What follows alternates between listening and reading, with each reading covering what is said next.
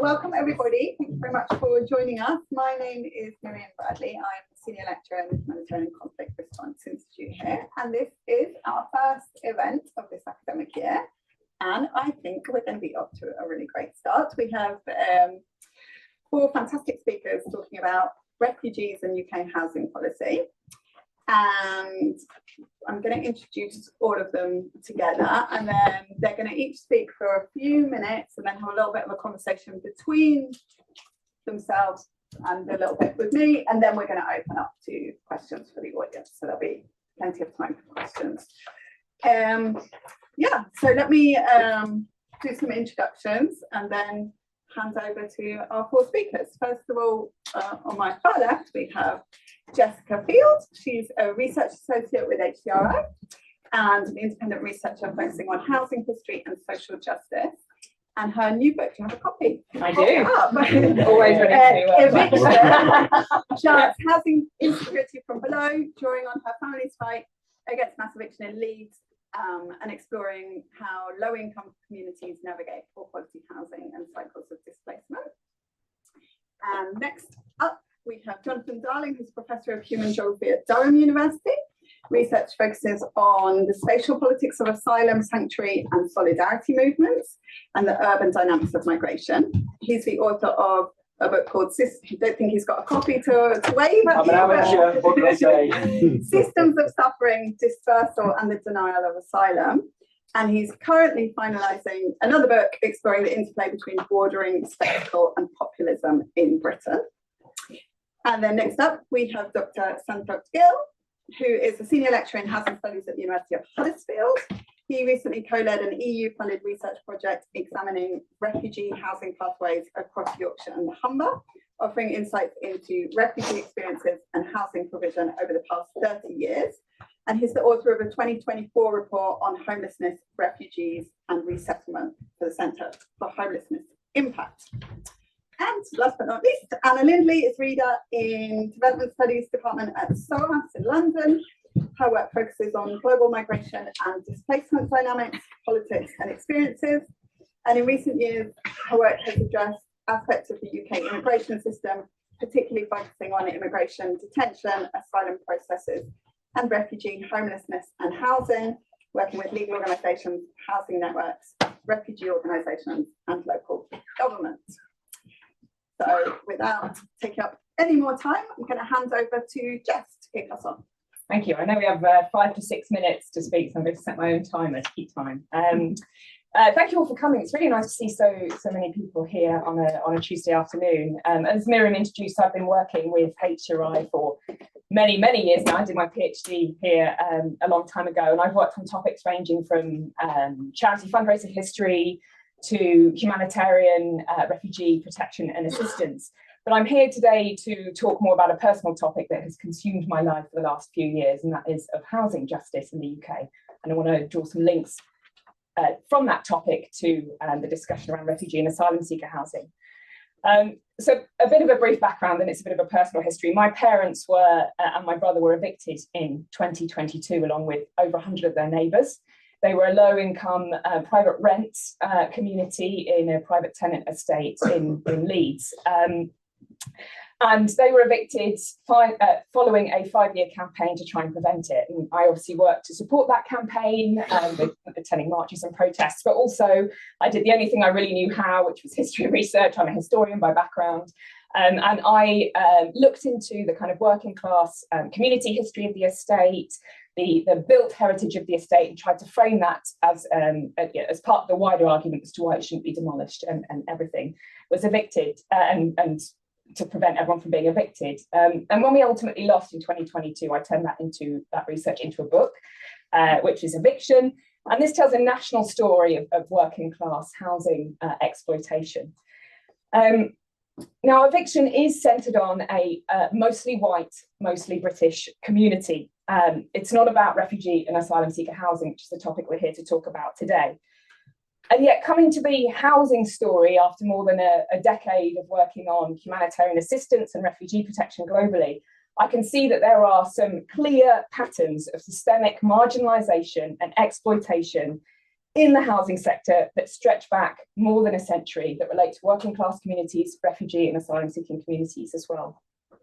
So I want to frame some of these challenges as succinctly as possible, and hopefully they will set a bit of a wider historical context for how we've got to where we are today.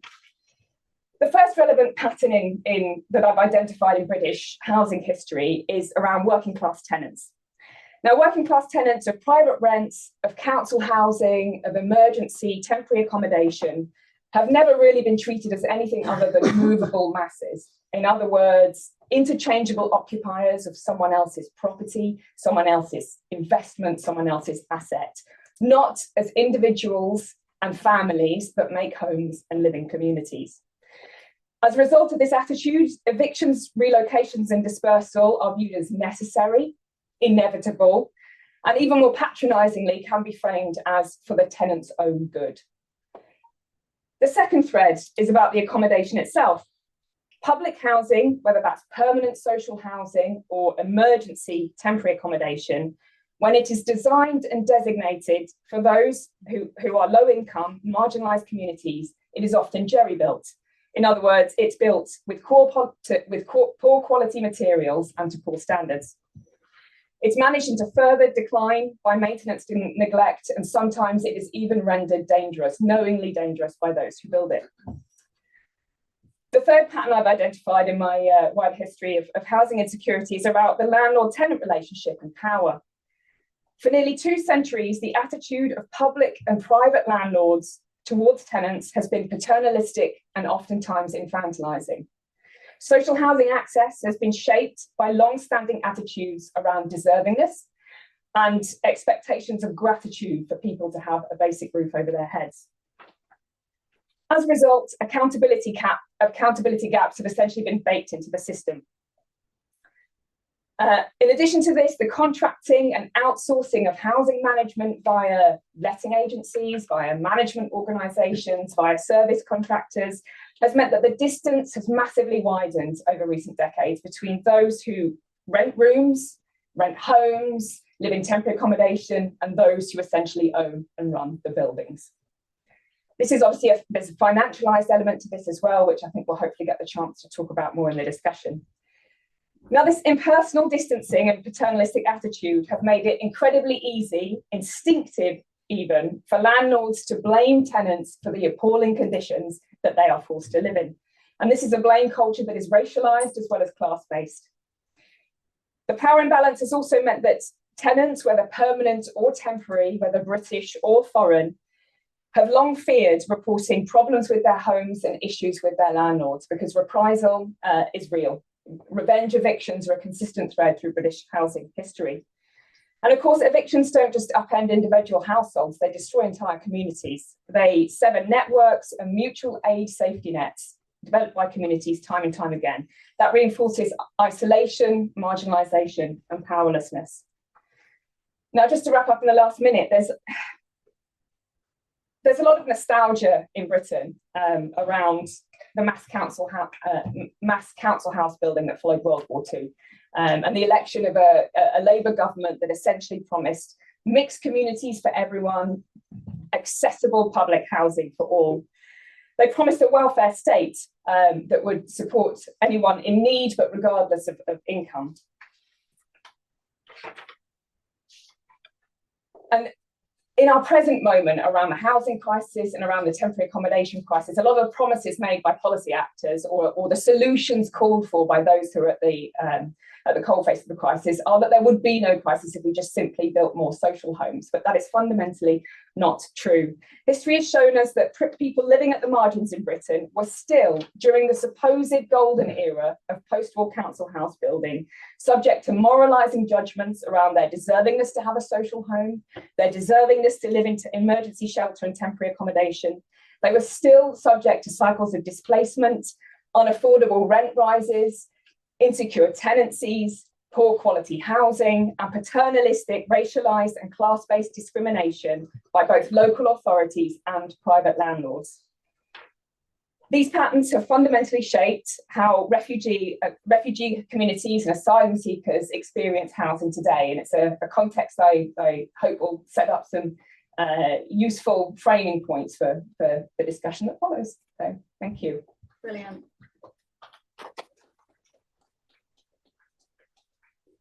Thanks so much, Beth. That's really fascinating. It's kind of whistle-stop tour of the background and fantastic timekeeping as well. So let me move on to Jonathan. Okay, thanks. As has been mentioned, I'm a human geographer and do a lot of work around the accommodation of asylum seekers in Britain, pretty much kind of from the late 1990s to the present day.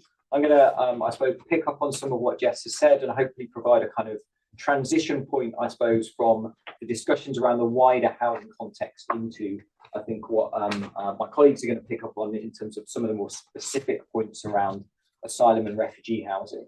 So just by way of kind of broad context, because I'm aware this is quite a mixed audience, the British state has a responsibility to accommodate people within the asylum system under the 1951 Refugee Convention. That means that if you are seeking asylum within the state has a responsibility to house you and to provide a basic level of support to avoid destitution, in essence. That is a fundamental responsibility that the state has. Since the late 1990s, the way in which that has operated in Britain is through a system of dispersal. So the idea being that people who might arrive in the south of England might spend a week or so within an initial accommodation centre there and then be distributed across the country to housing. Now, in the early phases of this process, in the late 90s, the early 2000s, that housing was provided by local authorities. In effect, this was councils using what at the time tended to be hard to let social housing. So social housing they were unwilling or unable to give to other citizens or other residents and provided that to people in the asylum system.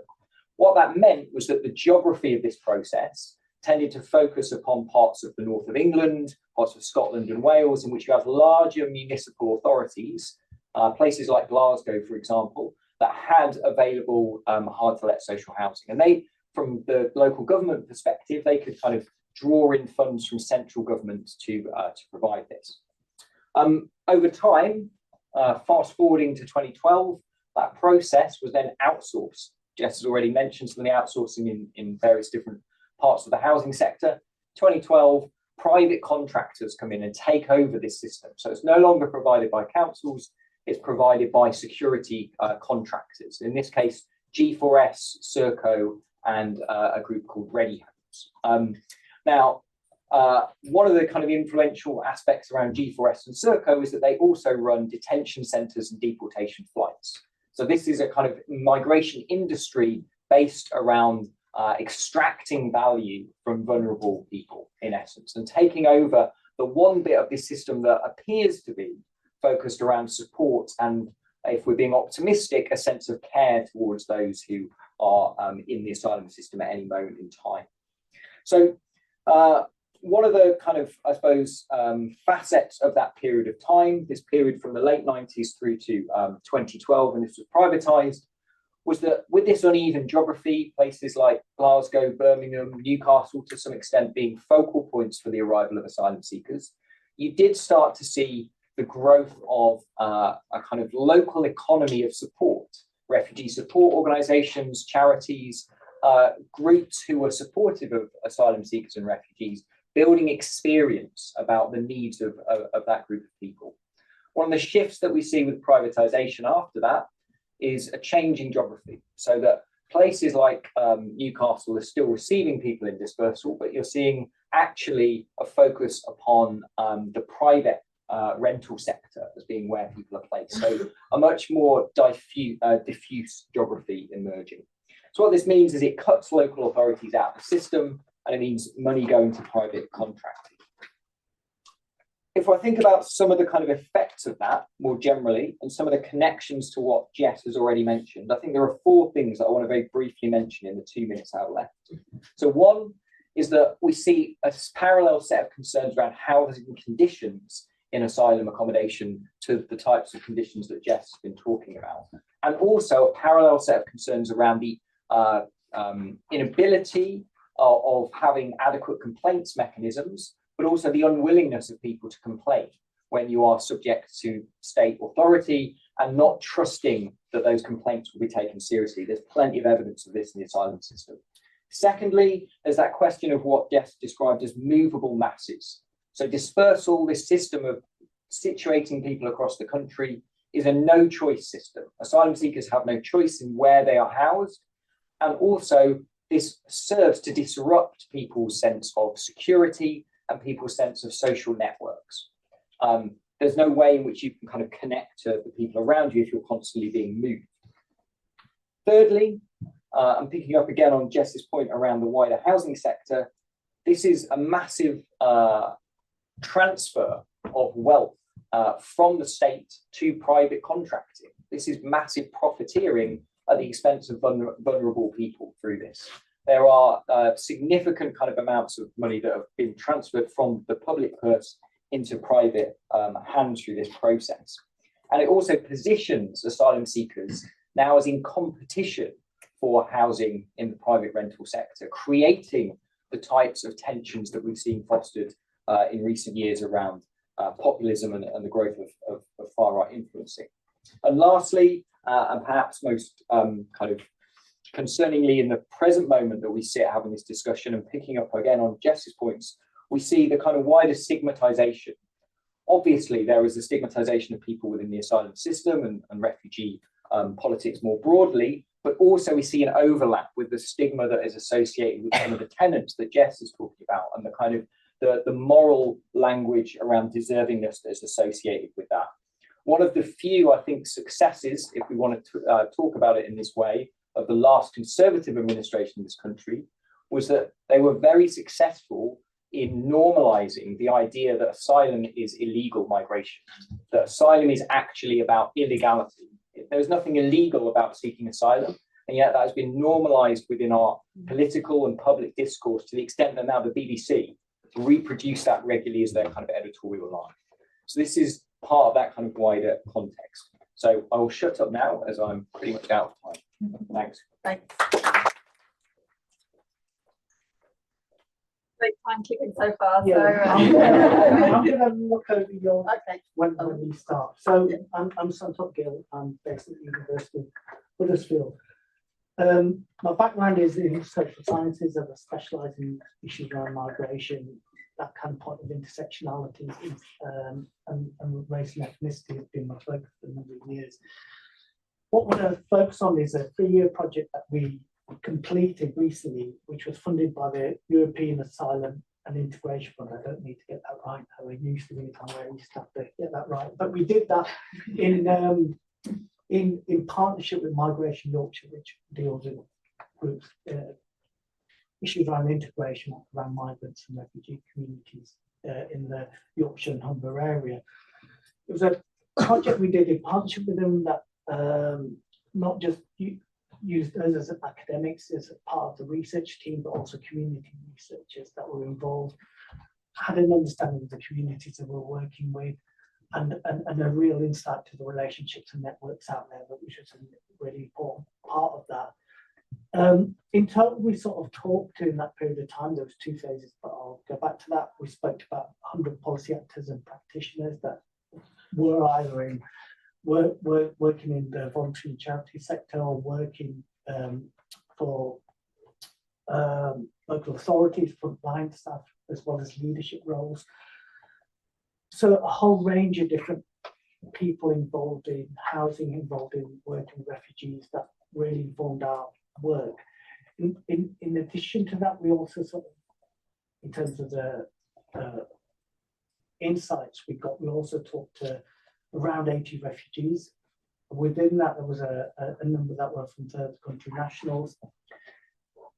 Breaking that up, we talked to, and really to get an insight of the kind of complex experiences of migration, we talked to people that were involved in resettlement schemes, as well as those that, I was going to call you Johnny, I don't know if I should. Yeah, Jonathan and Jess has talked about in terms of the asylum process and really seen the harshness of the systems of suffering, as you've often pointed out, as well as some bespoke schemes that bring resettle people in very targeted areas.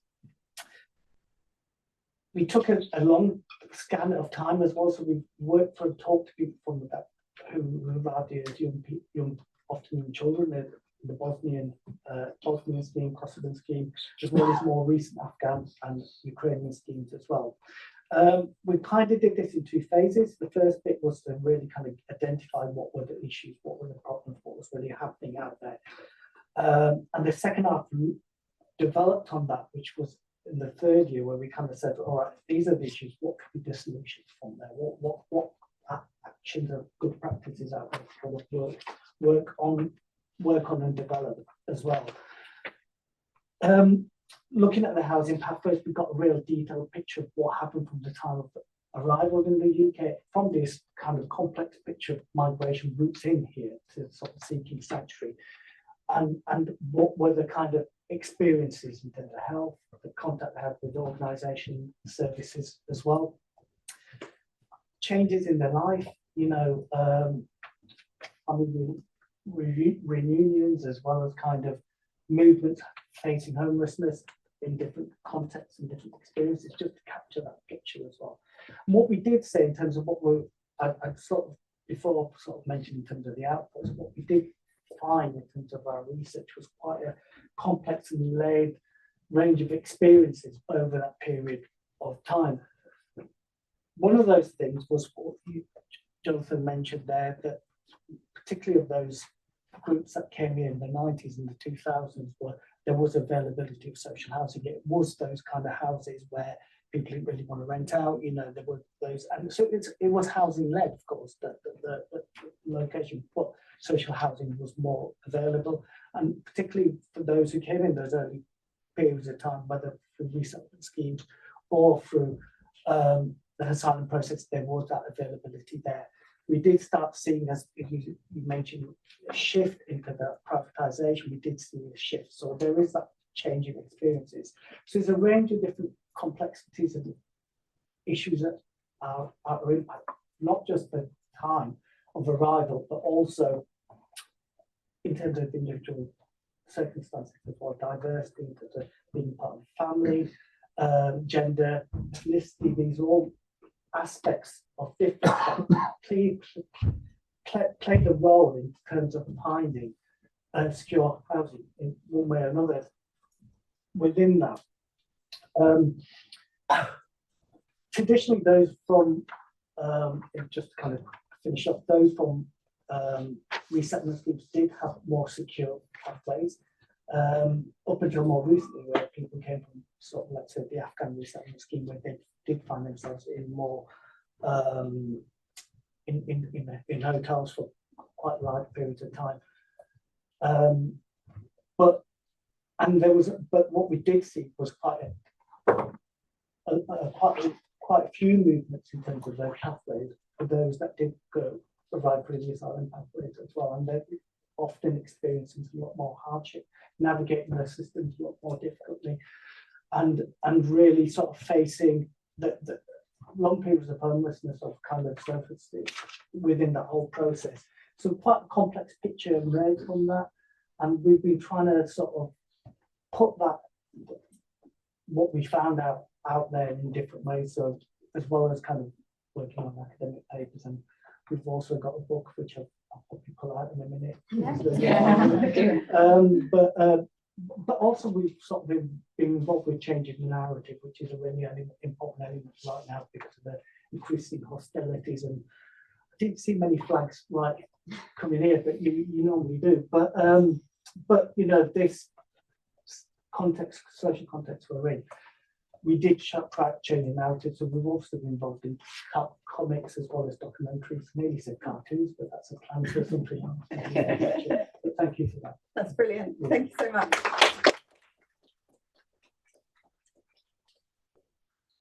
Okay, so I'm going to talk about a project that I've been involved with, and in the context of the broader kind of focus of other people's work. There is no book, and it's a project focusing on a particular group and at a particular transition point.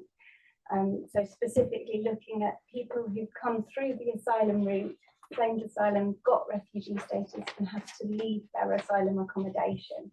And it's a piece of work that we've been doing kind of in partnership with the Greater London Authority, with the No Accommodation Network that John is involved with, and with some other partners. So basically, if you seek asylum in the UK and you get refugee status, when you get issued with your e-visa information, you have 28 days to leave your asylum accommodation and to find alternative housing. And there is plenty of evidence on the streets of Manchester and other cities around the UK that this is not enough time for people to manage that transition. People have got really little preparation for the process. So from being housed by the Home Office, for being told for months or maybe years that you cannot do a whole bunch of things. Suddenly you get that status letter, big relief obviously. Now you have to switch on all of your kind of ingenuity and all your agency on overnight in order to secure alternative accommodation. And most people have been prohibited from working during the asylum process.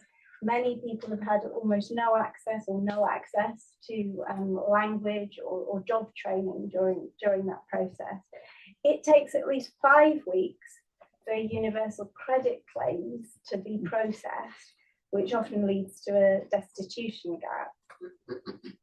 Nevertheless, newly recognised refugees are expected to search hard to secure mainstream housing in this tough housing market that Jess was describing, across a sea of economic and racialised housing discrimination.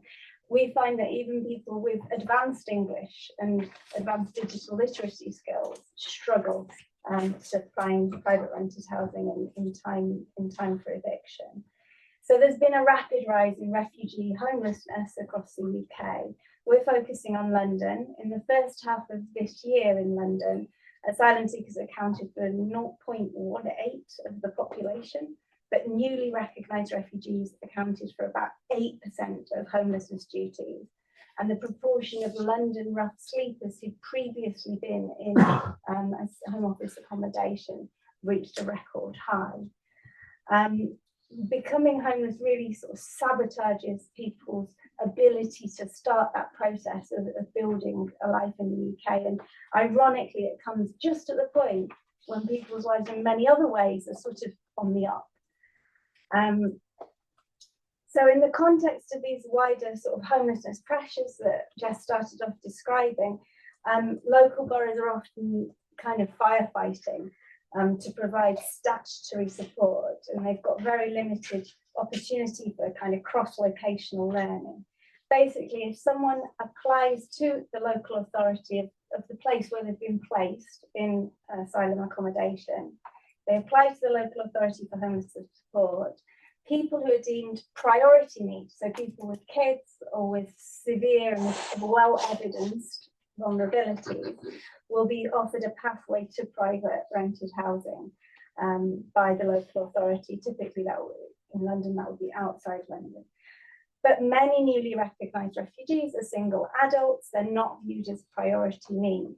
And so they're simply advised to search hard and fast for private rented housing. So our project's been looking at how local authorities have been responding to that challenge, and specifically trying to kind of identify some things that seem to be working, which I will talk about later on. But I wanted to take the opportunity right now just to flag one major national policy issue that arises from the conversations that we're having with local authorities, with voluntary sector organisations and refugees, which is basically the need for a much more realistic move-on timeframe, but as part of a robust and holistic national sort of settlement strategy for asylum refugees. So there was a trial period in the first half of this year of giving people 58 days to leave asylum accommodation. It was off the back of increased asylum decision processing, also the transition to the new e-visa system. Now, despite really positive consultation feedback on that trial, it was recently unceremoniously flipped back to 28 days. The evaluation of that trial is still pending. So, I mean, call me naive, but it doesn't seem like good public policy. It's understandable, completely understandable that the Home Office wants to reduce the hotel bill, and we can talk about that more later. But going back to 28 days is simply shifting costs elsewhere. It's shifting costs, social cost of people rough sleeping, to the kind of accelerated pace that local authorities are having to work to meet even just statutory duties. And NACOM's pointed out that it definitely conflicts with the government's commitment to orchestrate a cross-departmental strategy to end-to-end homelessness. And I think what that issue with the move on period really highlights is it's not just about the time frame, it's about how and to what extent people are being prepared for life in the UK. So if we look at central government funding that's associated with asylum and refugees, this is basically limited to usually half a hotel room and around £9 a week to the individual. Then you've got the asylum dispersal grant that's spent by local authorities to relieve sort of service pressure and to respond to needs, but that's spread very thin. Compared, and it's much or less compared with other displaced cohorts of the kind that Santokh was referring to. And that asylum dispersal grant is increasingly getting sucked into urgent homelessness prevention work rather than into preparedness, kind of helping people understand what life will involve and language training and so on. There's also, third thing is there's basic telephone advice for people in the move on period from Home Office contractors. And in some London boroughs, you've got face-to-face, kind of an initial face-to-face orientation from an asylum move on liaison officer. Now, there was previously a refugee employability programme, but that expired, and the government flagged instead that people will be accessing other mainstream employability supports. And the message call seems to be that newly recognised refugees coming through the asylum route should be treated like everyone else. And the underlying rationale that seems to be being articulated is that this is about financial discipline and fairness. But it is poor reasoning because of the specific barriers that newly granted refugees face that I mentioned, which is that the period in asylum accommodation is just not being used to address those barriers and to equip people to access housing. And strategic efforts to support that settlement process of asylum refugees have basically been heavily eroded or abandoned by central government. So I think kind of the national policy implication of a lot of what we're seeing is that there's a real need for better coordination between DWP, the Home Office, MHCLG, local authorities on kind of more robust and holistic settlement strategy for asylum and refugees. Thank you so much. Okay, well, so 4 really different sets of research, but some really interesting threads, common threads, I think, running between what you've been working on it and talking about. And I guess, yeah, the ideas of blame, of discrimination, of precarity, different kinds of precarity running through all of them.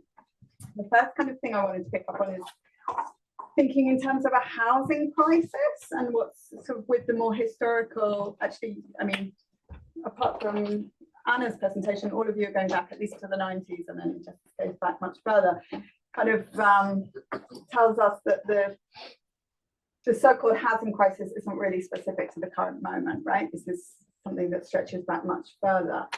But one thing that I guess everyone who's been living in the UK for the last year is probably very familiar with from the news is debates about the use of hotels for asylum seekers. And I think this also speaks to the kind of ideas of sort of demonization, like particular kinds of being in particular kinds of accommodation kind of exacerbates some of that. So I wonder if, and I don't know what, or if you want to go in the same order as before, but I wonder if each of you could tell us a little bit about how your research, if it has touched on the issues of hotels, whether for asylum seekers or as other forms of temporary accommodation for other people.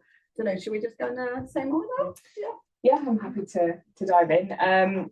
So I don't look at hotels explicitly in eviction, although I will say that, you know, when my parents' entire community was facing homelessness, and it was very clear from Leeds City Council that there was no social housing for them to go to, people did absolutely everything they could to avoid hotels.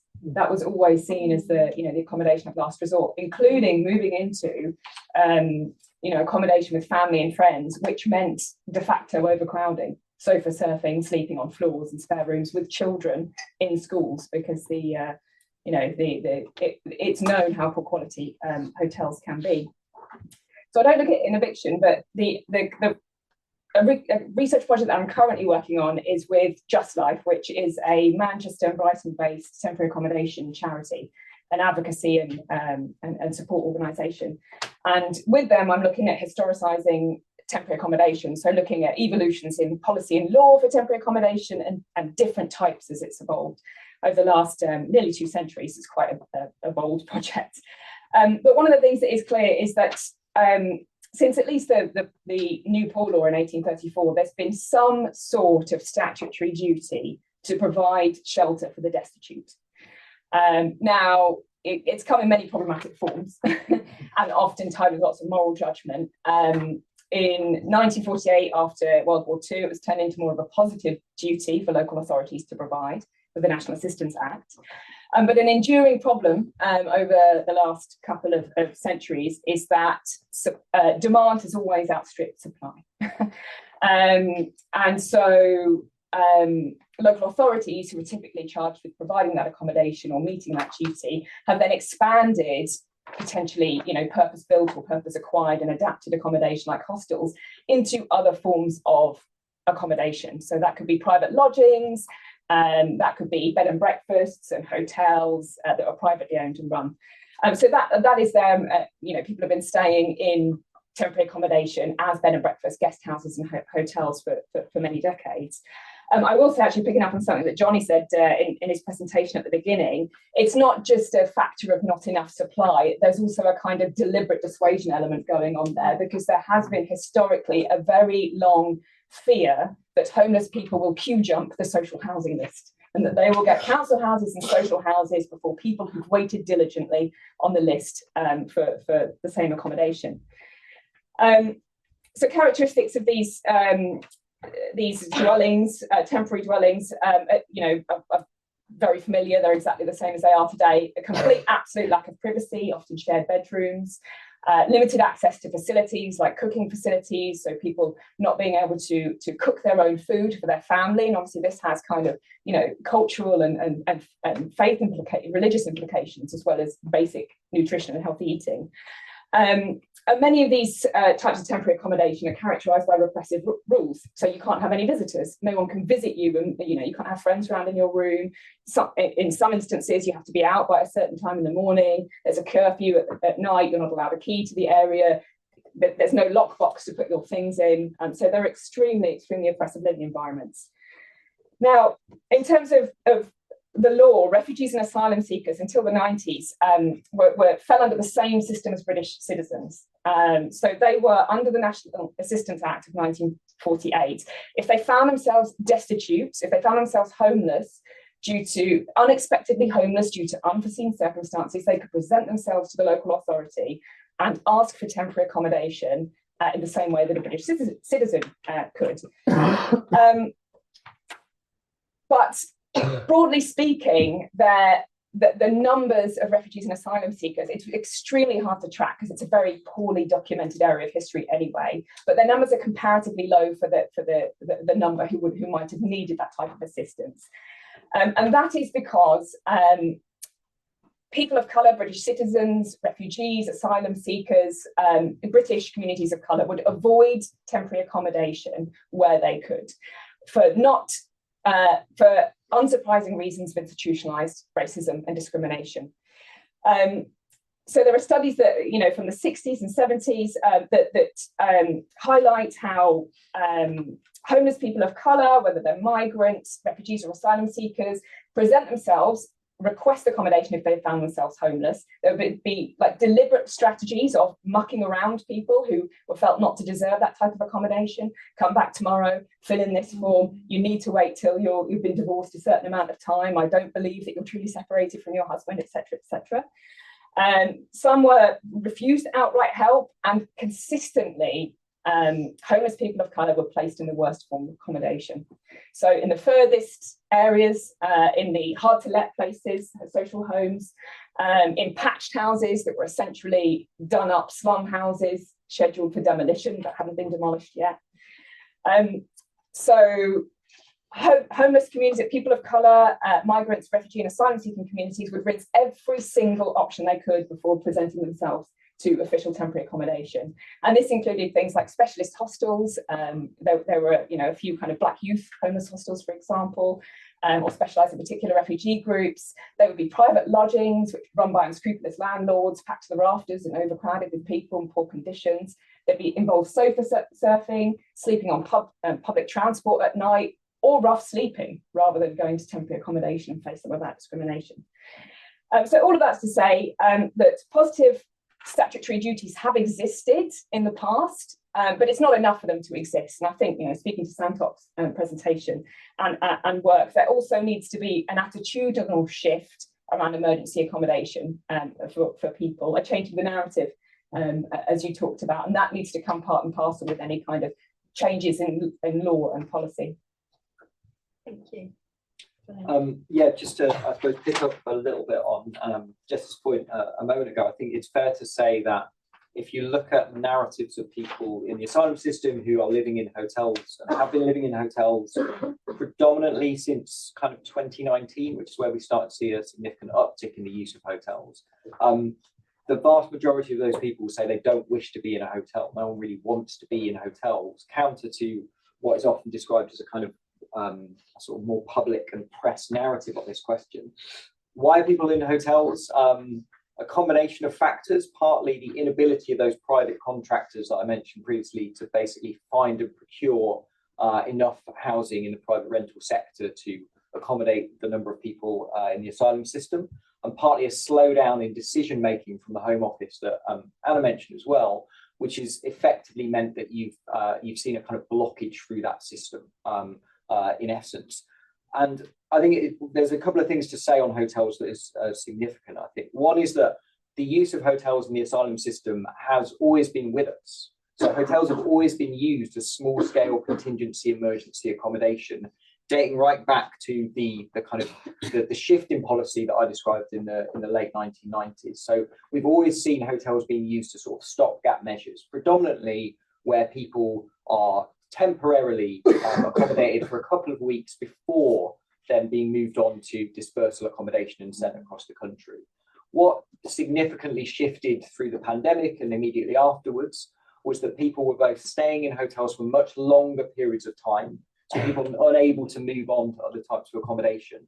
And that meant that you see an increase in the cost of that bill, people being there longer, but also significant changes to people's lived experience. Living in a hotel away from the ability to do normal fundamental kind of domestic routines, have access to outside space or private space, be able to kind of cook and clean and do regular things over a long period of time is fundamentally quite damaging to people's mental and physical health in some cases. And there's plenty of evidence from a range of different refugee organisations in Britain that highlights that fact.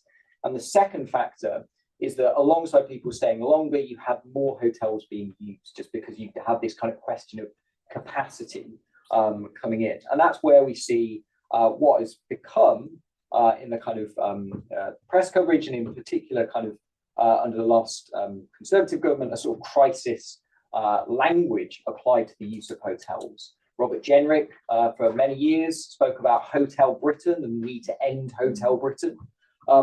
And I think there's a couple of points here that are useful to think about. So one is that why is it that hotels have become this kind of focal point? Partly there is unquestionably a question about cost. The amount of money this costs to the Home Office and to the government and fundamentally to taxpayers is significant.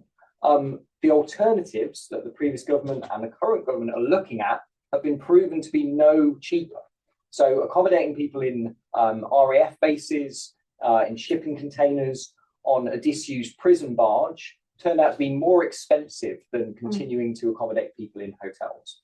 But at the same time, refugee rights organisations quite rightly say that hotels are not appropriate places for people to be provided accommodation in. So hotels, I think, fall into this really tricky category where they're on the one hand presented as too expensive and in some parts of the press as too good for asylum seekers, that they are an excessive luxury that we're providing to people in the asylum system, and yet at the same time damaging to people quite fundamentally.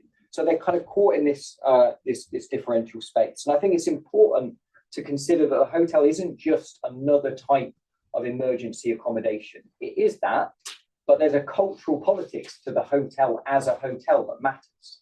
That's why I think we see people protesting outside of hotels. We've seen this as a really kind of flashpoint political issue in Britain in the last few years, because the hotel carries a set of cultural connotations about luxury, about hospitality, and also about the idea that in a cost of living crisis, many other people may not be able to afford to go to or stay in a hotel. And there's a disjuncture, I think, between the way that hotels are framed within that narrative by particularly the last government and parts of the press about this being a luxurious success, and focusing in on very small examples of 3 or 4 star places, and never actually talking about the mass number of hotels that are used, which are, if anything, less than 1 star accommodation conditions that are very poor and excessively expensive for what they are, in essence. This comes back to that point about kind of profiteering. And the last thing I'm going to say, just very quickly, is that the previous government, the current government, have said that they will end hotels, end the use of hotels, which is a laudable idea. There needs to be a more sustainable and kind of stable mode of accommodation. Hotels are effectively a sign of the failure of the current system. But pinning your political platform to the idea of ending hotels is dangerous, because what that means is that your political opponents, if you have 1 hotel being used in Britain in 2029 at the next election, can say that you have failed. So that idea of ending hotel use is a dangerous political gamble. Yeah, thanks. I suppose I want to pick on a couple of points made there. I think it's interesting that in terms of cultural context, flashpoints that we're living in, that the hotel discursively represents a place of luxury, like you mentioned. And there's something wrong in the system where we're not seeing solidarity. We're not seeing solidarity with those that could be, because of nationalist discourses that post-Brexit. It's not new post-Brexit. I mean, Enoch Powell did it when it was a blood speech in many ways. He kind of created those kind of racialized boundaries of belonging that kind of informed sort of nationalist discourses and kind of fractured class solidarity. And I think that's continued as well. And now we have this kind of discursive hope, what they call asylum hotels, that kind of, and I suppose the interesting thing, I like the analogy you did with poorhouses, because poorhouses were for those stigmatized places. They didn't, once you went there, you couldn't get out. It was discursively structured like that, so you didn't want to end up in the poorhouse. Here, it's almost like the racialized minorities that the refugees that end up in there, they're seen as though that are giving handouts.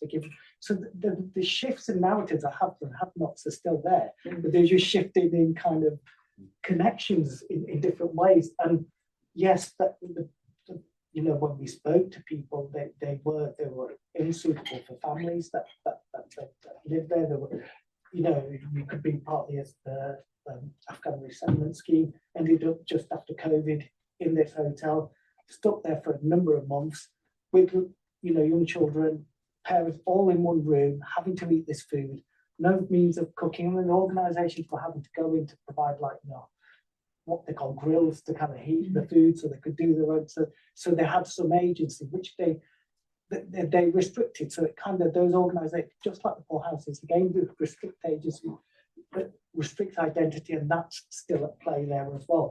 So there were horrible kind of experiences I picked on, but I think what's happened because of this cost of living crisis, because of the kind of political narratives and populist discourses after Brexit, which we have seen in other parts of history as well, is reinforced that kind of boundaries of belonging. And I think we see that being played out in the kind of context of the hotel. So discursively is a place, is a hotel that houses asylum seekers, but that's not what it's called. It's called asylum hotel. You know, like it's problematic on many levels.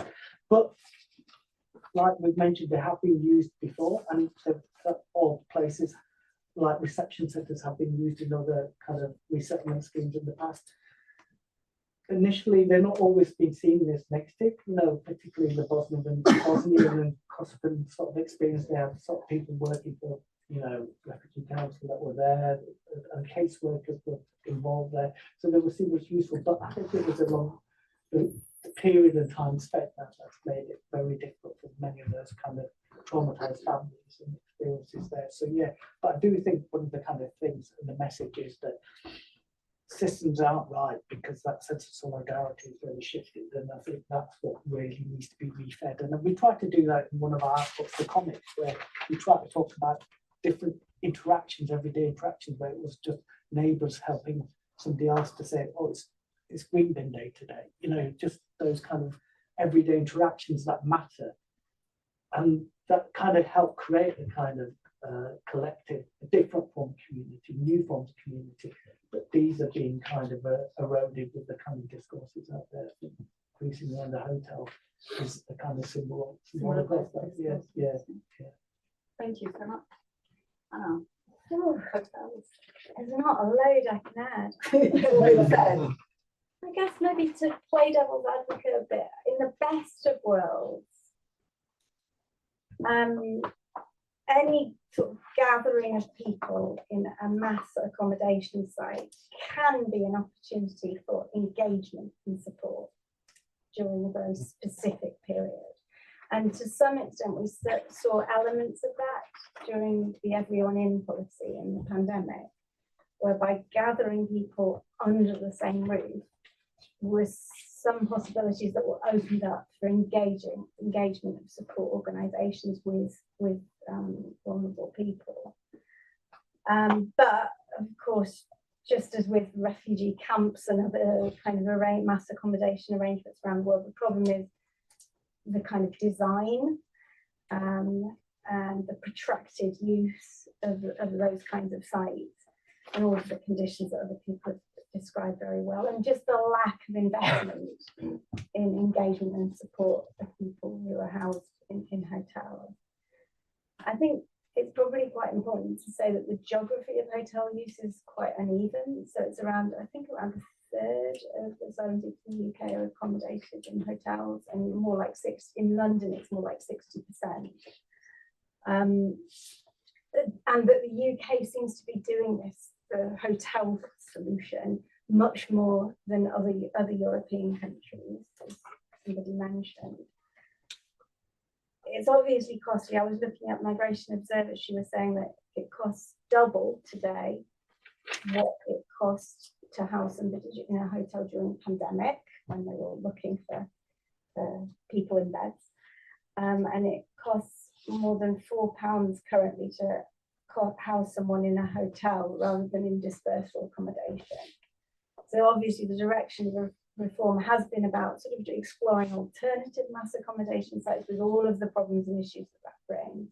One thing that really doesn't seem to be being discussed much, but has been actually a big feature of the last few years, is hosting arrangements. We saw that pulled off at scale through Homes for Ukraine. And we're seeing much smaller scale kind of refugee lodgings projects achieve a degree of success as well. But so far it feels like the main angle that government is pursuing, the kind of direction, is trying to secure just more and more sort of dispersal accommodation. They are leaning on contractors to do that.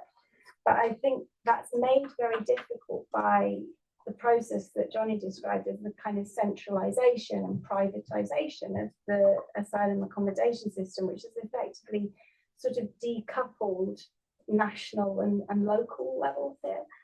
Our local authorities are pretty sidelined in decisions about where asylum accommodation is placed. So, for example, in London, Hillingdon far outstrips other London boroughs. Last count, I think it was about 2,500 asylum seekers were living there, very largely in hotels, and that's just driven by the business choices of big kind of London hotels in the Heathrow area, basically. It's completely decoupled, and yet Hillingdon as a borough is dealing with and trying to engage and dealing with the ramifications of those decision-making processes. So it sort of suggests to me that, and in fact, you're getting a lot of kind of sort of spots where there's competition between Home Office contractors and local authorities to secure low cost accommodation for people that need it, which seems very, very counterproductive. And I've even come across some concern that the profitability of hotels is acting as a brake on contractors sourcing dispersal accommodation. So I suppose what the kind of hotel issue highlights for me is just this need for much more meaningful partnership between national and local government if we're wanting to see more humane and more cost-effective ways of accommodating people during the asylum process. Thank you so much. I want to make sure we have some time for Q&A from the audience, so get your questions ready. But before we do that, I'm going to give you a minute each and going in the opposite direction this time. So starting with you, Anna, to try to end maybe with a more positive note and any kind of any positive examples from your research of maybe creative kinds of support from communities, from NGOs, third sector, etc. But yeah, we want to have half an hour for Q&A, so a minute if you can. Sure. So some London local authorities are basically telling me that they're overwhelmed, but there are others that have been dealing with the challenge in terms of the move on problem quite proactively, and it's an indication that people are taking homelessness seriously. They're taking the idea of sort of sanctuary and the fact that refugees and asylum seekers are residents in the borough seriously, and also social cohesion issues seriously. And they've been adjusting ways of working, kind of using staff sort of funded from all the different kind of displacement funding schemes that exist, but using those quite sort of flexibly and pragmatically to respond to the need among asylum residents, and trying to sort of work across the institutional silo that you often have between the little sort of migrant refugees team and the massive housing department, to try and kind of establish better sort of ways of working internally.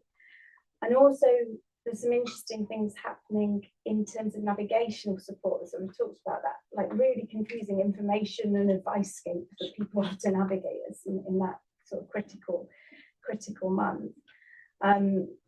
And there's definitely been efforts to kind of, for example, develop move-on guides, and to not just do that. There's a lot of sort of people in different local authorities trying to develop a move-on guide for their local authority, but increasingly kind of trying to think across London, and for example, Greater London Authority Refugee Council and other people are working on accessible videos that will help people sort of understand what's involved in that kind of move-on process. And finally, sorry, I think there's a lot of scope for sub-regional cooperation, which is one way that on housing solutions. So, for example, Housing Justice has sort of refugee lodgings programme in London. Some local authorities have commissioned services to work specifically with refugees who aren't priority need, to kind of coach people in housing searching and to help people sort of strategically engage with landlords to kind of bring it all together. And they're seeing some really good outcomes from that. But those sorts of solutions, I mean, we've got local authorities where suddenly a hotel is opened and then suddenly it's closed. Yeah? Those sorts of pathways to housing solutions often, I think, can work better when it's done more on a sub-regional basis. So there's some really great partnership working as well between local authorities and voluntary and community sector organisations, kind of trying to sort of work together in really sort of productive ways to help guide people through that sort of transition process. Thanks. Yeah, I think just that last point I want to pick up on, because I think when I saw things happening, and I saw there's kind of elements of what can start working, what's really being taking steps forward, has been that, and it's a conversation that's been had for a number of years, I suppose, that multi-agency work, you know, working together with others, but having those conversations, having spaces where people are open to talk to landlords, have that conversation with landlords, do some myth busting, and people advocate refugees. You know, individuals have met through this research. You know, they've advocated for them, they've kind of talked to landlords and said, look, come on board with us, we can try to get, you know, for financial support from this. So that those kind of individuals, key individuals are advocating, are really good to see. But then just those open spaces where there are organisations that are prepared to work with health, that are prepared to work with local authorities to receive advice, and try to bring in a space where people can just get together and get those different forms of advice together, and that's been quite creative. And sometimes people just have to kind of deal with the situation. So the hosting Ukrainian, that was something quite different. And the move on period works in a different way because they're hosting, but you know, when the relationships do change with the host, it might mean that you've lived in a quite affluent area, then you have to kind of move to an area where there aren't as many sort of public transport of those kind of connections.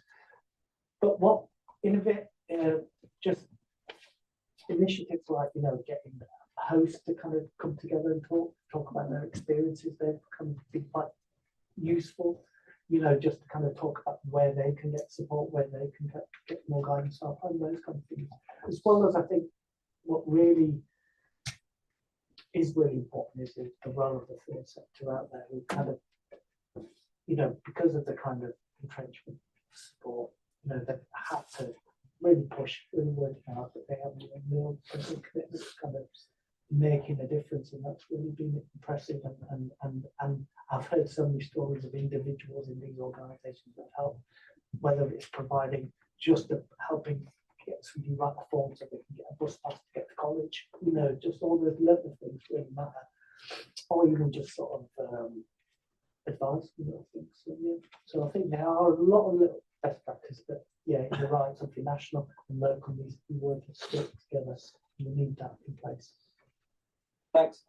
So two very quick points. One is, so the process of accommodating asylum seekers, we heard, has been privatised. It's been privatised now for 13 years.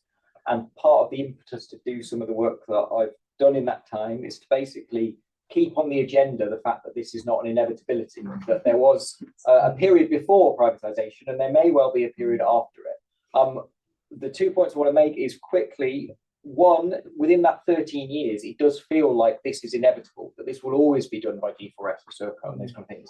I think there was a period where alternatives, therefore, were sort of not looked for, or not looked for with any great enthusiasm, because there also appeared to be no political willingness to change this system. But what that did do, though, was that it made, it kind of forced more creative responses in the way that I think Anna and you were just kind of mentioning, in terms of lodging schemes, in terms of hosting, in terms of, in some cases, kind of small charities buying their own properties and using those actually as kind of filling the gap forms of accommodation for people who would be destitute. Now, these are obviously incredibly micro examples and quite exceptional in some ways of that wider system, but they're examples that we see across the country, these kind of creative responses. But I think the second point I want to make is that within that 13 years, I do think that now we are at the moment where in that time there is the most likelihood of some change to this kind of situation, right? So the Home Affairs Committee have been doing an ongoing investigation of asylum accommodation and are due to report literally any week now on their investigation into this system. And there is a groundswell of, I suppose, commitment from some local authorities, from migration support organisations and strategic migration partnerships to basically rethink this and to think about, are there better models? I think there is a widespread recognition within the Home Office now that this system can't continue in its current form. Now, that doesn't mean that what's going to come next is necessarily better, but I do think there are opportunities. And one of those opportunities that I think is being seriously considered is how you bring local government back in and how you actually devolve some of that responsibility, a recognition that this centralising into mass contracting has not been effective. It's not in the interests of the taxpayer. It's not really, I don't think, in the interest of the Home Office, to be honest. And it's also not in the interest of the people who are being accommodated. Great. So for the positive, I will give two kind of examples as well. One that speaks to housing exploitation in general, and then temporary accommodation specifically. So housing exploitation in general, throughout eviction, there are threads of case studies of tenant resistance. There, you know, whenever there is housing exploitation, there is also pushback against what's happening. A lot of this, I point out, is women-led. Why are women at the front of resisting shoddy housing conditions? I almost used a different word there. It's because women bear the brunt of housing insecurity. This is due to the gender division of labour in households, inequality in women's income, the more proximate nature of, you know, networks and mutual aid networks for women, and the threat of the disruption to all of those things that eviction brings. So some major achievements historically, the most famous cited, you might have heard of it, is Glasgow rent strikes in 1915. Women-led 25,000 tenants on strike, and it forced the government to bring in rent controls, a rent freeze that lasted for decades.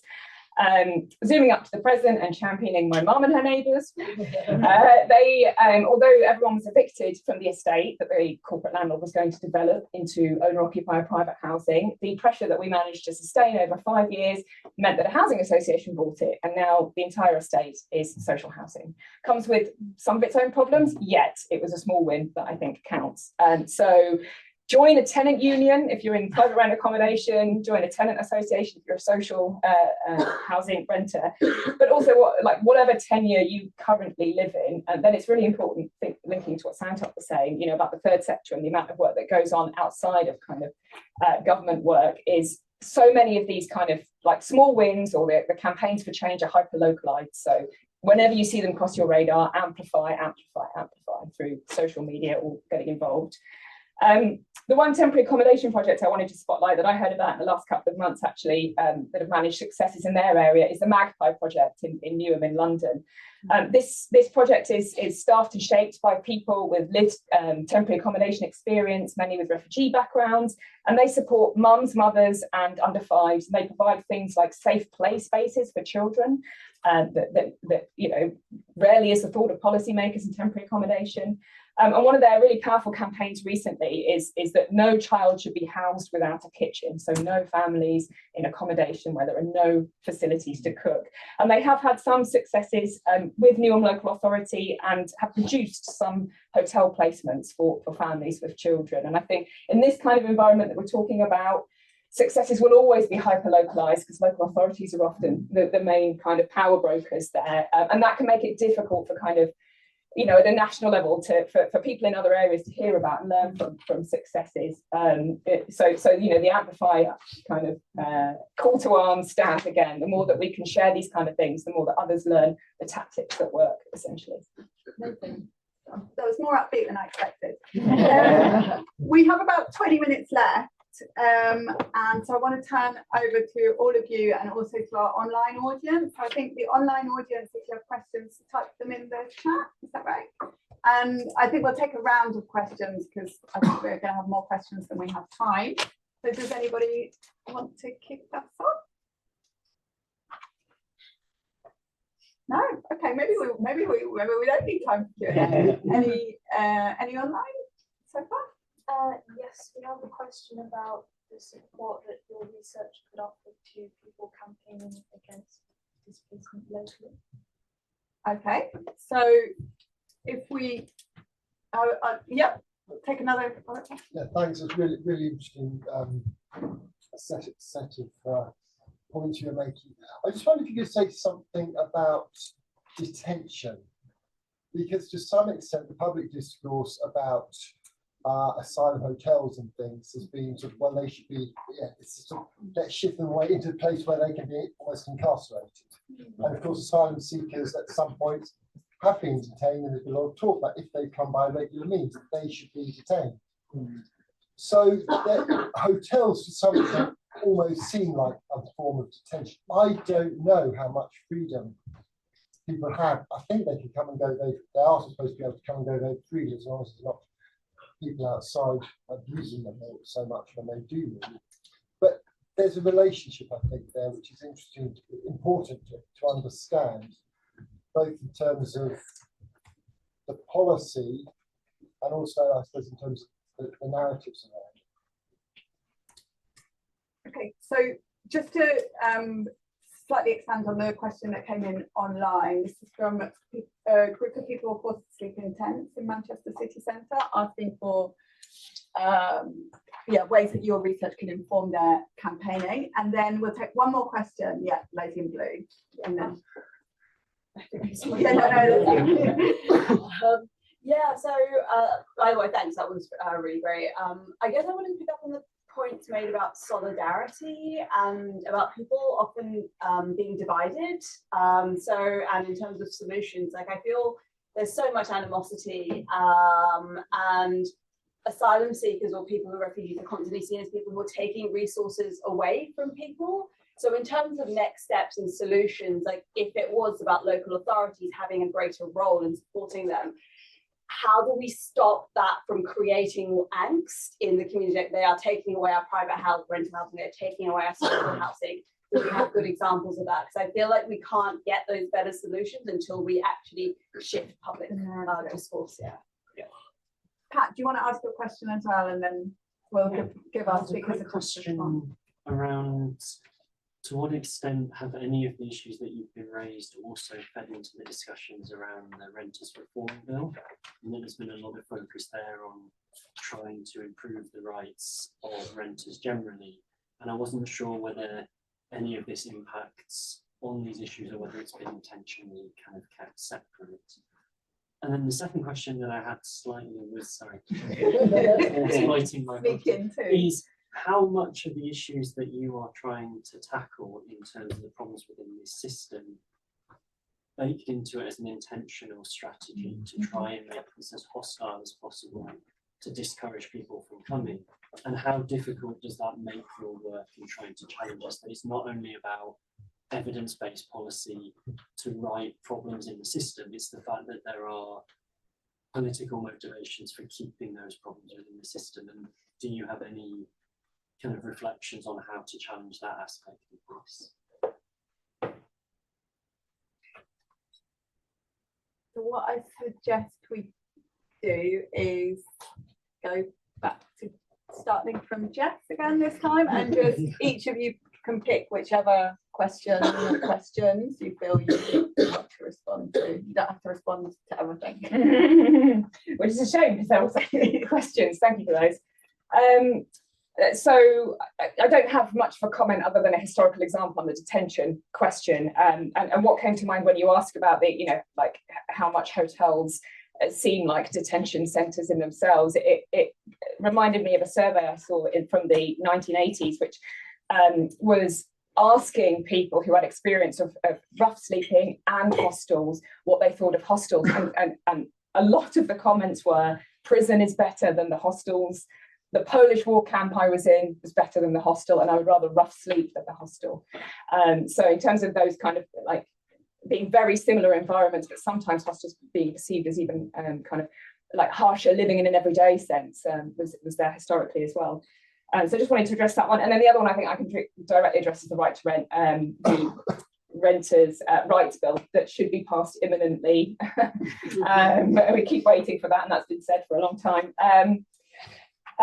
To what extent have discussions fed into the Renters Reform Act? Yes, I mean, what Labour have tried to do with this reform that has been tweaked forever, including by the previous Conservative government in their version of the Reform Bill, was in essence, try and make it more tenant rights centred, but all they're doing is fiddling around the edges of something that is fundamentally broken. Now, there are some like positive moves in terms of renters' rights. No fault evictions will be abolished under this law. So no fault eviction is a section 21, which means a landlord, I mean, many of you might have experienced it in this room, the landlord does not have to give you reason to boot you out of their property. They just have to give you 2 months' notice. So they're going to go, but instead landlords will have to meet a number of different criteria, you know, have a one of a so-called preset number of reasons to evict you, and those are, landlords have always found ways to duck and weave around restrictions, and the Renters' Rights Bill, for example, wouldn't have saved my parents from being evicted. So there are a lot of weaknesses. On the kind of refugee and asylum kind of thread, linking the Renters' Rights Bill to that, one of the major problems with kind of legislation around renting at the moment is that it's also now being used as an element of border control and immigration de facto, because there is within renting law a so-called right to rent, where landlords who do checks on prospective tenants have to check their status, their residency status. That is not being abolished, that is still there. So that, and that study after study shows that results in kind of, you know, like racist and linguistically discriminatory exclusions from private rents, and landlords, you know, it's very difficult to enforce any kind of accountability there. So that hasn't changed. So really great set of questions that I won't do justice to in the 2 minutes that I have. So firstly, on the question about detention, I think, yeah, so absolutely, as Jess has already highlighted, there's plenty of examples of people in the asylum system talking about hotels as kind of feeling like you're in a prison. There's like countless evidence and examples of that. There's also a set of conditions placed around the hotel, often with curfews, often which are not the same as detention, but they are kind of carceral in nature. They carry kind of elements of carcerality to them. It's also worth pointing out that there are international examples where hotels are used in a much more carceral form. So in Australia, hotels have been converted into effectively detention centres within the asylum system. I've been doing some writing with a colleague in Australia called Andrew Burridge, looking at some of those kind of connections. And we talk about the role of the hotel in both these places as what we term carceral hospitality. So a site that is basically core. So it's never quite a home. The hotel can never be a home, but it's also never quite a prison. So it's caught in this kind of like awkward juxtaposition. And in some ways, I think it's reflective of the challenge that many liberal democracies are facing around refugee rights. Like the idea of wanting to broadly pay lip service to a set of rights from the 1951 Convention, whilst also doing a whole series of things to deter people, to be kind of carceral, to like do all that kind of stuff that we spoke about before. So in that way, I think the hotel is quite reflective, actually is emblematic of that tension of being caught between these two things. The question from Manchester and those in tents, I'd need more context, I think, around the specifics of that. I suspect like the most that I would be able to kind of realistically contribute at this moment is thinking about kind of like the legal rights question and what organisations there are within Manchester. There are a number of really good Manchester legal migrant rights organisations that might be of use there. But I probably need more context to think about how it connects to my work. On solidarity and resources, yeah, I think that's the concern, right? Partly the concern is you end hotels, but the focus of Reform UK and that kind of populist narrative will be, well, we've ended hotels, but that just means people are now out-competing British citizens in the private rental sector, or out-competing people in, you know, so that anxiety around asylum and around resource has always been there, and it's going to be a shifting sort of focal point. I think whether it catches the same resonance with the public outside of the hotel context may be different, but it's important. And I think the way you deal with that, there are two ways to address that. One, there are examples of solidarity initiatives in places like Glasgow, in places like, to some extent, Newcastle, and in Manchester as well, where you've seen community organisations that try to cross precarious statuses, that try to say, well, actually, we're kind of all being screwed over by this kind of system, and actually simply curtailing my rights is not advancing your rights. Actually, that, you know, that there are common concerns around accommodation, and that we don't need to see this in a purely kind of competitive form. But secondly, fundamentally, that needs leadership from government to articulate an argument about the rights that people have. And that the state has a set of responsibilities. To come right back to my first point, the state has responsibilities here, and kind of articulating those responsibilities and explaining those to your kind of public is important. Like, if you're in government, you should lead conversations as well as follow them, would be my kind of argument from my bully pulpit. And lastly, the renters bill. Yeah, so I think I don't know too much about the context here. Jess is a better place to say that. But I think one of the things that is important to recognise is that standards of requirement of asylum accommodation are not the same necessarily as the standards of requirement in the wider kind of social renting sector. And so normalising those is one important kind of step to actually join these things up. And yeah, in that context, this is a system set up to deter people. The current government is not massively different to the previous incarnations in terms of the way in which it's focusing upon that. I think there is a greater interest in having a conversation about evidence-based policy. Whether that translates into actual policy, I think we're yet to see, but fingers crossed. So and some things the current government seems worse in terms of things like family reunification for refugees, right? So, yeah. A lot of it's been covered, so I suppose what I can resonate most with is kind of discussion of solidarity, and I teach a module at Huddersfield on race ethnicity in the third year, and at the start, the first lecture I was going to talk about flags. And I was nervous. I was nervous. I haven't been nervous for a couple of years teaching this. And it's partly just the kind of conversations I'm hearing, because I'm hearing the kind of conversations where people are not just having the flag up and saying, well, actually, it's only for the rugby. It's listening to my kids going on about their friends, what's going on TikTok, what's being said. So I was a lot more nervous. I was nervous about myself being on campus, and then having to teaching the stuff that I enjoy teaching. So yeah, there needs to be a shift in narrative, but it's more than that. It's been fed. It's all, there's been an undercurrent for a number of years, but easily fed through discourses of Brexit, which has shifted it more and more to kind of stop the boats. And there really isn't, I'm just not hearing nice stories about immigration anymore. Do you know what I mean? I can show Gary Lineker eating fish and chips, but it's like, it's getting really hard to kind of get through where almost, if me talking about the positives of immigration is me projecting a conspiracy theory or something. That's the level that it's at. So yes, things need to be done, and I suppose it goes back to leadership in that sense. So we need to think why there hasn't been in those out there voices that can be heard more. So saying the positives of migration, saying about the positive contributions, actually myth busting that needs to be done a lot more. What we're seeing is a kind of a continued rhetoric in different ways and different factors that kind of play around with this, whether it's about, and we still see it. So, I don't know if somebody's going to call me something when I'm going home tonight, so it's put us a lot more, made us a lot more nervous than ever before. And I really think some steps need to be changed, but I just wish people were saying something positive about, what we kind of bring here, and that's not being done, so that hurts.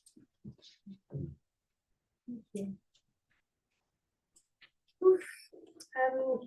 So people in tents right now, I guess, are thinking, there's all these noble words like homeless prevention, homeless relief.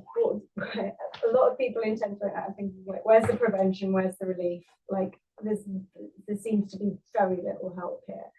And I suppose the piece of work I'm specifically trying to do is to help local authorities think creatively, in the sense that what we're seeing is that the quality of prevention work, often with refugees who are not classed as priority lead, is very low. It's basically people get a handout, Rightmove, Zoopla, Spare Room, Go Look, yeah. But there's a whole other set of tools that can be used to work with people in that period.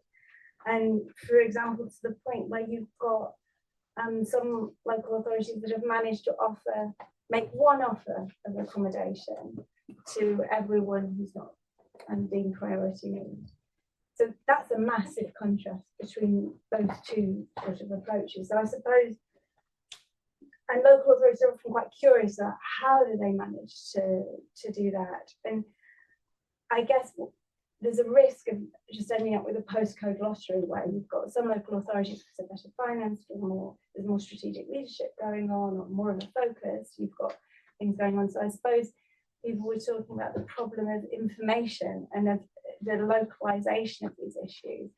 And I think where we can work to share information between the different actors involved in responding to these challenges, that can be useful. On the whole sort of deterrence rationale, it just pops into my head just how it's universally recognized how difficult it is to prove that the hostile environment writ large works. Methodologically, that would be quite difficult to study. What we do know is the harm that it does in the UK and some of the consequences of that harm. So it just kind of pops into my head as we're talking. Johnny's already talked about that, sort of the shades of carcerality involved in hotel accommodation. And I suppose I'm also quite interested in the linkages between hotel accommodation and actual kind of immigration detention, like removal centres. Like since 2016, we've had this sort of all-encompassing policy concept that everyone is on sort of immigration bail, so detainable in some way. And I think that kind of highlights some of the diffuse sort of edges of detention and the idea of evictability being parallel with detainability, deportability, all of that. But actually we're seeing a situation with detention where the government had been actually reducing the use of immigration detention pre-pandemic gradually over time. And we're now seeing it rise again as part of government strategy to try to increase removals, and that includes asylum seekers. But as always with detention, there's a lot of churn. So people are detained ostensibly for purpose of removal. Turns out that can't be done. They're released, and very often they're released into asylum accommodation. So I think I wonder if we're starting to see a more intense sort of interface, not just kind of those elements of sort of continuity, but actually an interface with people moving between detention and asylum accommodation with greater frequency. And the last thing on the sort of housing policy landscape and all of this legislation that's coming in, I guess a couple of things that I picked up around that. Sort of obviously a lot of the legislation is coming in with a really good purpose in mind. It is also kind of creating effects in the interim, and one of those effects has been that people working in the private rented sector have noticed that a lot of sort of accidental landlords or smaller scale landlords have been selling up because they're anticipating, or they've been evicting people prior to legislation coming in. So we're getting some sort of interim effects going on there. Also, in conjunction with this good suite of housing reforms that are going on, there are reforms targeting supported accommodation. Now, it's long been the quality of supported accommodation, whether people are actually supported within it, has long been a concern. And it's right that that should be targeted, but it really needs to happen in close conjunction with thinking about the financing of supported accommodation as well. Because what we're seeing in some places is a real clampdown on supported accommodation, and it's a really vital route, particularly for younger refugees who get lower housing allowance. It's a really vital route into housing. So those organisations that are trying to work to kind of sort of refer people on are finding those referral routes are being narrowed down because of the squeeze on supported accommodation. So I think there are a lot of pieces of the housing landscape more broadly that are really in flux at the moment, and it'll be a while perhaps before those settle down. Thank you. Thank you, all of you, so much. We've come to the end of our time. I sort of wish I'd saved my question about positive experiences for the end, because I think we're ending on a really downbeat note, which I guess is the nature of the topic at this moment in time, unfortunately. Could I just like respond directly to the not necessarily answer, but the tent encampment question from someone in the audience? And this is only something that I learned about on Friday, but you know, it's in Manchester, so I think it's important that I at least try and translate what's happening. It is a tent encampment of homeless people with a diversity of backgrounds in Manchester that keeps getting destroyed, and the people moved on. And it has had elements of legal aid, and I hope whoever's listening online, that feel free to correct me. They've had some legal support. They've applied to the local authority, the mayor's office, for some assistance. And when it got some media attention, Andy Burnham, the Labour mayor of Manchester, said, "We've spoken to everyone in the camp, and everyone who's eligible to temporary accommodation has been placed," and that wasn't true. So they face repeated challenges in trying to access basic entitlements, and they're frequently moved on and treated in relation to the Vagrancy Act as if they're criminals by being homeless. So I think that is the tent encampment case being referred to by the person online. Thank you. So something to pay attention to and amplify any campaigns of if you see it on social media. And for now, join me in thanking our brilliant speakers.